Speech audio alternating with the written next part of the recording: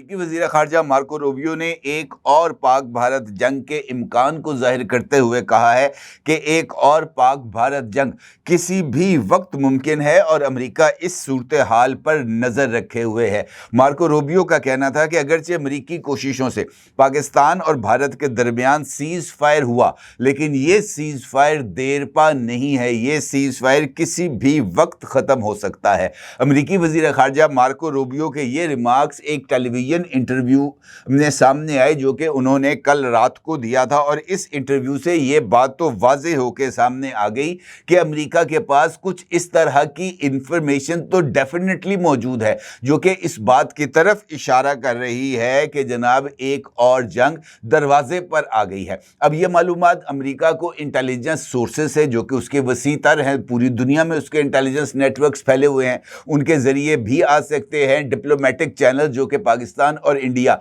दोनों में बहुत ज़्यादा सरगर्म हैं और दोनों ममालिक की पोलिटिकल लीडरशिप के साथ राब्ते में हैं, उनके ज़रिए भी ये इतलात आ सकती हैं। और उसके साथ साथ हालिया दिनों में जो वाक़यात हुए हैं, जो इस तरह की डेवलपमेंट्स हुई हैं, वो भी इस बात की तरफ इशारा कर रही हैं कि जंग इस वक्त के अंदर बूहे ते आ गई। अब इस सूरत हाल में ये सवाल है, बड़ा ही इंपॉर्टेंट सवाल है कि अमेरिका को ऐसे कौन से शवाहिद मिले हैं जिसकी बुनियाद पर उसने एक और जंग का इम्कान जाहिर किया। दूसरा सवाल इस हवाले से अहमियत का हामिल है कि